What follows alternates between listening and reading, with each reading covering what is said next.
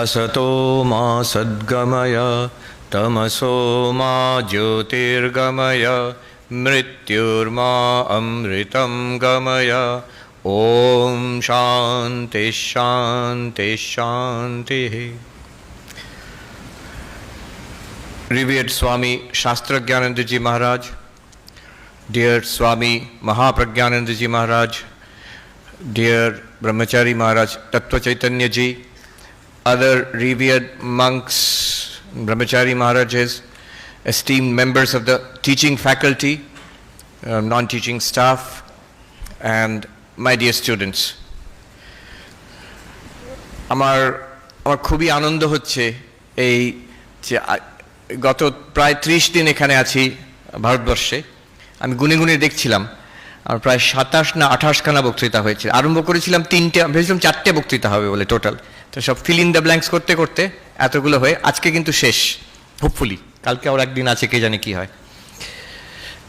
মহারাজ যেটা বললেন যে বিভিন্ন সাবজেক্টে আলোচনা করতাম, শুধু বেদান্ত কি ফিলসফি নয়, আমার আরেকটা প্রিয় সাবজেক্ট হচ্ছে এরোপ্লেন, তো সবাই জানে সেটা। তো আমার আগে যারা ছিল ব্রহ্মচারী মহারাজরা, টিচার, স্টুডেন্টরা, অনেক বছর আগে আমি যখন ব্রহ্মচারী কি নূতন সন্ন্যাসী হয়েছি, তারা জানতো যে বিশ্বরমাজ প্লেন পাগল মানুষ। একবার একটা খুব বড় বেদান্তের আলোচনা, একটা গোষ্ঠী হচ্ছে আমাদের বেলুর মঠে ট্রেনিং সেন্টারে, তো সবাই কিছু বললো, আমিও কিছু বললাম।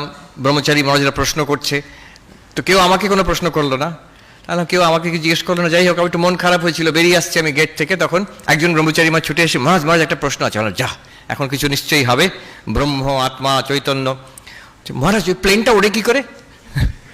তো আমার এরকম রেপুটেশন ছিল যে, তার একটা কারণও আছে। এবার আমি উড়িষ্যায় গেছি, ইন্টারভিউ, টিভির থেকে ইন্টারভিউ করতে এসছে, সে বলছে যে আমরা শুনেছি আপনি পাইলট হতে চেয়েছিলেন, তারপরে সাধু হয়ে গেলেন, মানে কি সর্বনাশ। এটা এক জায়গায় আমি বলেছিলাম যে আমার ছোটোবেলায় প্লেন খুব ভালো লাগতো, আমার একটা ইচ্ছে ছিল, ভাবতাম যে বড় হয়ে তো পাইলট হব, কিন্তু আমি পরে যখন ঠিক করলাম, my aim is not being a pilot but being God realization. এবার ভুবনেশ্বর এয়ারপোর্টে নেমে দেখলাম অনেক পাল্টে গেছে, বিশাল এখন বড় ব্যাপার, সব জায়গায় যেমন ভারতবর্ষে অনেক এয়ারপোর্ট, শহরগুলো সব অনেক বড় বড়। এমনকি এখানকার যে এয়ারপোর্টগুলো, Kolkata airport, specially Delhi terminal 3, আমেরিকাতে ওখানে কোথাও নেই এরকম এয়ারপোর্ট। নিউ ইয়র্কের John F Kennedy airport, LaGuardia, নেওয়ার্কের লিবার্টি ইন্টারন্যাশনাল, ওগুলো সবই এখানকার এয়ারপোর্ট থেকে ছোট। তার একটা কারণ হচ্ছে ওগুলো অনেক পুরনো, আর ওইগুলো একটু একটু ইমপ্রুভ করেছে, জায়গাও বেশি নেই। কিন্তু ওই ভুবনেশ্বর এয়ারপোর্টে নেমে আমি দেখছি, আমার মনে পড়ে গেল ছোটোবেলায় স্কুলে পড়তাম, স্কুল থেকে ফিরে এসে সাইকেল করে এয়ারপোর্টে চলে আসতাম, চলে এসে সেখানে প্লেন নামা আর ওঠা। তখনকার দিনে ভুবনেশ্বর ছোট্ট এয়ারপোর্ট, দিনে 2টো প্লেন মাত্র। এখন লোকে হাসবে শুনলে, এখন মিনিটে মিনিটে প্লেন নামছে আর টেক অফ করছে, তখন সারা দিনে 2টো ছিল। আমি জানতাম কখন আসবে কখন নামবে, তো সেটা দেখার জন্য আমি হাঁ করে বসে থাকতাম। তবে ছোটো প্লেনগুলো, প্রাইভেট যেগুলো গভর্নমেন্টের স্টেট প্লেন, সেই হ্যাঙ্গারে গিয়ে আমি বসে থাকতাম। একদিন একজন পাইলট, তিনি স্টেট পাইলট ছিলেন, তিনি আমাকে ডেকে বললেন যে, বাবা দেখো, ও বুঝেছে আমার মনের কি আছে, বাবা দেখো তোমাকে দেখে মনে হয় you are an intelligent boy, তুই একটু পড়াশুনো করো, অন্য কোনো লাইনে যাও, এই লাইনে এসো না, we are glorified bus drivers. তো তারপর থেকে আমি যাওয়া ছেড়ে দিলাম, কিন্তু আমার ইন্টারেস্ট রয়েছিল, এখন অবধি আছে। আর অদ্ভুত ব্যাপার, হ্যাঁ কোনটা, হ্যাঁ পাইলট হয়েছে, এটাও একটা ব্যাপার যে এই কিছুদিন আগে অ্যাকচুয়ালি প্লেন চালালাম আমি। তো এটা খুবই সোজা, আমেরিকাতে ইফ ইউ ওয়ান্ট টাকা দিলে ওরা একটা ফ্লাইং লেসন দিয়ে দেবে, you can go actually fly a plane, pilot পাশে বসে থাকবে, ভয়ের কোনো ব্যাপার নেই। তো দুজন ভক্ত ওরা বলেন চলুন মহারাজ, কোথায় চলুন না, বললেন গেল। তারপরে ওরা জানে আমি প্লেন ভালোবাসি বলে, আপনাকে আমরা প্লেন ওড়াবো, আপনি প্লেন ওড়াবেন। তাহলে এয়ারপোর্টে গেলাম, ছোট এয়ারপোর্ট, ওখানে ওই ছোটো ছোটো plane, Cessna single engine, 2 engine প্লেনগুলো আছে। তো সেখানে ওই টাকা দিলে একজন পাইলট নিয়ে কিছুক্ষণ ঘোরাবে আকাশে, তো you can fly, I'll give you basic training দিয়ে দেবে একটা।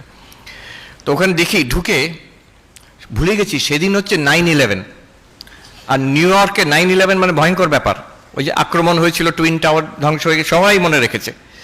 এয়ারপোর্টে ঢুকে দেখি বড় পোস্টার লাগানো আছে, ওই 9/11 ছবি দেওয়া, don't let your planes fall in the wrong hands. তো আমি ঢুকেছি এরকম ড্রেস পরে, তো সে সাহেব ওখানে ডেস্কে দাঁড়িয়ে আছেন, কট করে আমার দিকে এরকম করে তাকাচ্ছেন, মানে এটা একদম মূর্তিমান রং হ্যান্ডস দেখা যাচ্ছে। বলে কি ব্যাপার? তখন আমি প্লেন এরকম চালাবো, তো পাইলটেরও সন্দেহ হয়েছে যে আপনি গাড়ি চালাতে জানেন? আমি বললাম, এখন সত্যি কথা যে গাড়ি চালাতে জানি, আমি ক্যালিফোর্নিয়াতে চালাতাম, কিন্তু আমার লাইসেন্স নেই। তো এখন বললাম যে না, আমার তো আমি লাইসেন্স ড্রাইভার নই। ও তো ভয় পেয়ে গেল যে কাকে প্লেন চালানো শেখাতে হবে। তো টেক অফ করে তারপরে প্রায় 2 ঘন্টা আমি প্লেন চালালাম। ল্যান্ডিংয়ের পরে কিন্তু ল্যান্ডিং আর টেক অফটা পাইলট করে দেয়। তারপর পাইলট খুব খুশি হয়। ওই দুজন ভদ্রমহিলা আমাকে নিয়ে গেছিলেন, তাদের বললেন যে he is the best first time pilot I have ever seen. First টাইমের জন্য এর বেস্ট, এরকম হাততালি দেওয়ার কিছু নেই। ওটা দীর্ঘ সারা জীবন প্লেনের বই পড়তে পড়তে থিওরিটিক্যাল নলেজ টনটনে, কোনোদিন প্র্যাকটিক্যাল করিনি। তো এটা তো প্লেনের ঘটনা।